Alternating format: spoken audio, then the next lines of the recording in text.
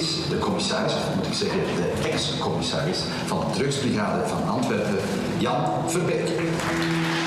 Jan Verbeek die de politiek ingaat, ik had het niet zien aankomen. Een van de kritieken die steeds terugkomt, is dat uw discours racistisch is. Een informanten gebeld. Inspecteur Dries Ben Haissa, mijn rechterhand en vertrouwenspersoon. Osboer, fuck you, Caracas, vanavond. Ben Haissa, van achter in de keel.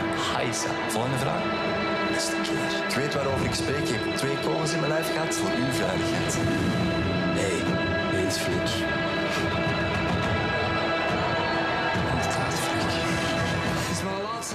Bonjour Pascal. Bonjour Xavier. Alors un film belge réalisé par un francophone en flamand, c'est pas banal.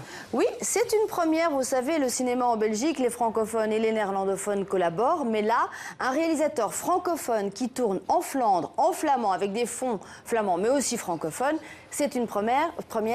Nabil Benyadir nous avait habitués à ces innovations. Vous vous souvenez, 2009, Les Barons, une comédie hilarante sur les caïds à Molenbeek. 2013, La Marche, sur cette marche historique contre le racisme entre Marseille et Paris. Et puis maintenant, 2016-2017, ce film Angle mort qui raconte l'histoire d'un flic qui s'engage en politique dans un parti d'extrême droite. Évidemment, c'est une métaphore de ce qui se passe en Belgique et en France notamment, vous le savez. Le film est sorti en Belgique, mais pas encore en France. Alors de la montée de l'extrême droite en Belgique, on va passer à l'extrême droite en France avec la campagne présidentielle de Marine Le Pen, la montée du Front National qui inspire aussi en France, au cinéma notamment.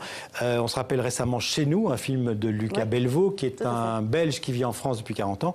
Et puis aussi en bande dessinée, Pascal, je crois avec une bande dessinée très originale. Oui, alors vous le voyez, hein, c'est une bande dessinée un peu particulière puisque c'est un roman photo. Les deux auteurs, une historienne et un photoreporter, ont choisi 3 localités dirigées par le Front National. Il y en a une dans le sud, Beaucaire, une à l'est, Hayange, et une dans le nord, Hénin-Beaumont, qui est le fief de Marine Le Pen, comme vous savez. Et ils ont rencontré les élus de ces mairies, les votants, les simples votants, les militants et aussi le camp d'en face, les opposants. Ils ont gagné leur confiance puisque ce travail dure 2 ans. Ils sont retournés à peu près une quinzaine de fois dans chaque municipalité.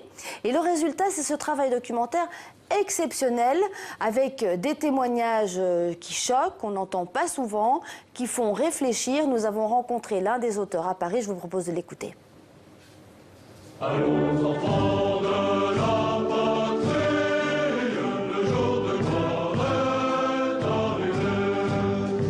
Contre nous de la tyrannie. Virginie, c'est une fille qui est originaire du nord de la France, qui vote pour le Front National, qui kiffe Marine Le Pen, comme elle le dit dans le propos. Et ce qui m'a vraiment marqué dans son propos, c'est que à la fois elle dit des choses absolument horribles, glaçantes, mais d'un autre côté, on n'arrive pas à lui en vouloir, quoi. Un jour, j'ai voulu travailler dans un mât à Beaucaire. J'ai vu 10 Roumaines. Me suis dit, ouais, elles sont combien comme ça? Après, je donne mon CV à la dame. Elle me dit, non, je peux pas te prendre. Je les paie 5 €, elle. Il séduit un électorat. Alors quand on dit ouvrier, ça va englober aussi des chômeurs, des employés, des petits employés et des personnes qui soit sont déclassées, soit ont peur de ce déclassement.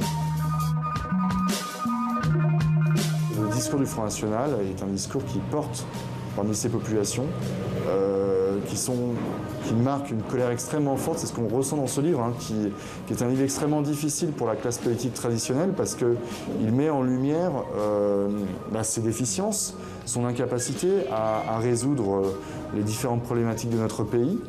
Et voilà, c'est un sentiment d'abandon qui est exprimé par les personnes. Moi qui étais une des premières à condamner ceux qui votent FN, j'en viens à les défendre et à expliquer la misère ici, elle est aussi culturelle, forcément.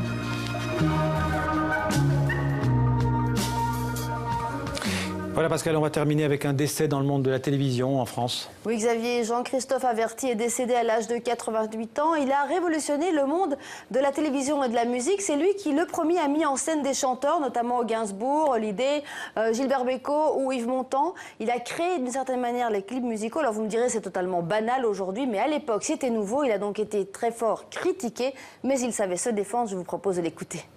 Eh bien, mes conceptions n'ont guère changé depuis 5 ans. Je continue à déplaire et je le déplore. Malheureusement, tant que je pourrais faire les variétés comme je les aime, comme je les conçois, je continuerai parce que moi qui aime bien les chanteurs, au bout d'un quart d'heure, quel qu'ils soient, plus talentueux soient-ils, ils deviennent extrêmement rasoirs si on les montre comme dans des émissions où il n'y a absolument aucune recherche de présentation. Au bout d'un quart d'heure, moi j'ai la nausée. Les Champs-Élysées, on a tout mélangé et l'on le chante. Et puis, ils sont débouchés en criant à l'avance du champagne de France et on a dansé.